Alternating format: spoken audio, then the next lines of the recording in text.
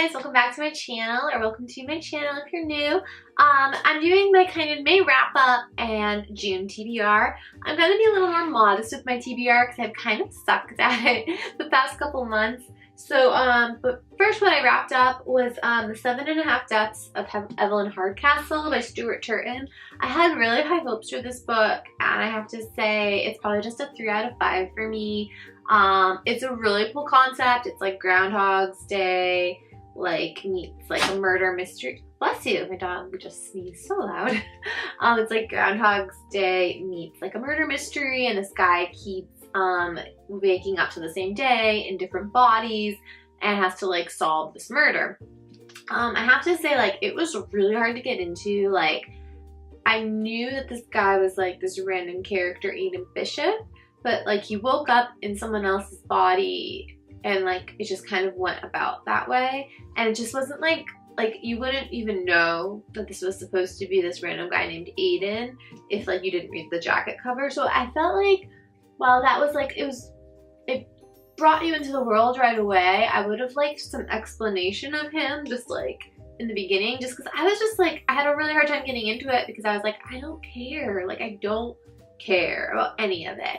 And then it was like old time England, and then they brought a lot of supernatural elements into it, kind of like not like in the very beginning, which was kind of like odd to me. And then I got like super into it once we got going. Like the whole middle was really like, once I kind of was just like accepting what the world was and everything, I was like super into it. And then at the end, like, I couldn't have been more disappointed. Like, it was just like, ugh. I just like wasn't into it. Really cool idea. It was not my cup of tea. I don't think it was well executed, but yeah, I don't know. I would just say 3 out of 5. I would check it out just because it's really interesting, but like, that's about it. Like, I don't know. I just don't think it was as executed as well as it could have been. The next book I read was Sweetbitter, Stephanie Danler. This is really cool. It's with this like young girl who moves to New York City when she's like 22 and gets this job at this really nice restaurant. And it's just like a lot of restaurant life sort of lingo, and just like, it's so accurate to restaurant life, a lot of it, which was cool. There was a lot of like random poetry that kind of fed into like what was going on, which I really liked. And I really enjoyed the story.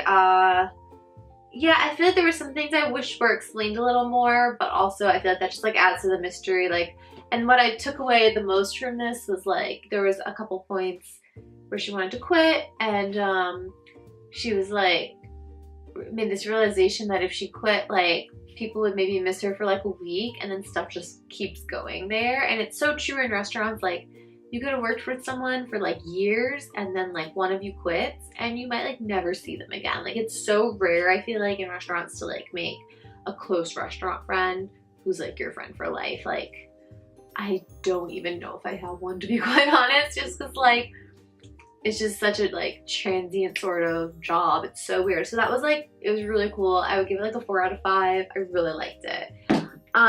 This is on my TBR, but I'm in the middle of it. So I went to San Francisco for my birthday, and we went to Alcatraz, and one of the former prisoners was there, and he was selling this book, and like, it's Alcatraz number 1259, and he signed it, which I just think is really exciting. I don't know if you can see it, but I just think that's really cool. And like, you know, we had to meet him and stuff, and I'm like halfway through it right now.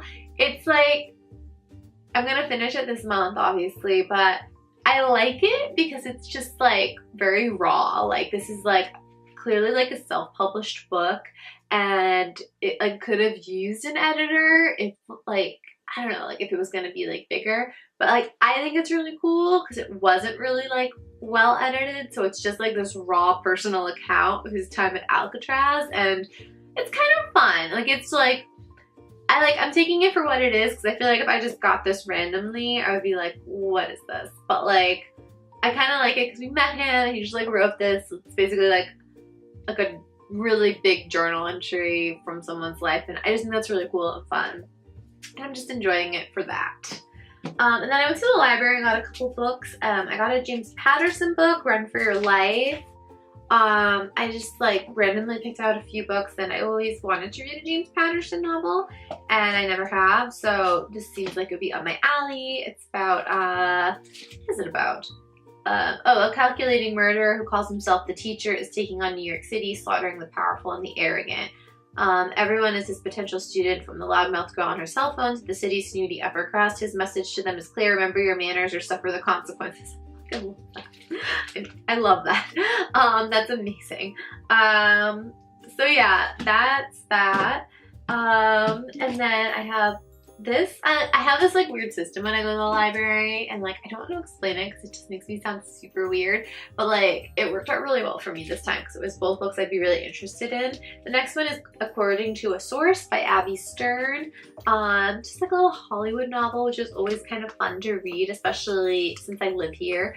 Ella Warren loves her job working as an undercover reporter for the celebrity news magazine The Life. Evenings are spent using her alias to discreetly attend red carpet events and frequent nightclubs and Hollywood hotspots like the fabulous Chateau Marmont, where her eyes are always peeled for the next big celebrity story.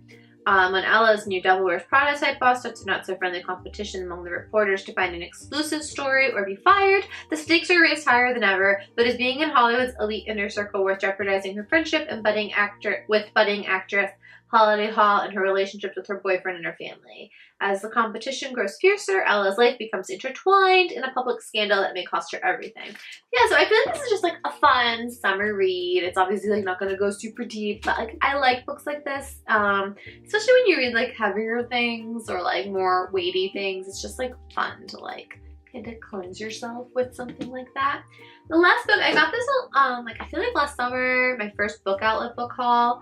This is The Selection, Kiera Cass. I feel like it's a series. Like, I think this is book 1. I hope that this is book 1. But I got this and it sounded interesting. It's basically, for 35 girls, the selection is a chance of a lifetime, the opportunity to be swept up in a world of glittering gowns and priceless jewels, to live in a palace and compete for the heart of gorgeous Prince Max. And it sounds like The Bachelor.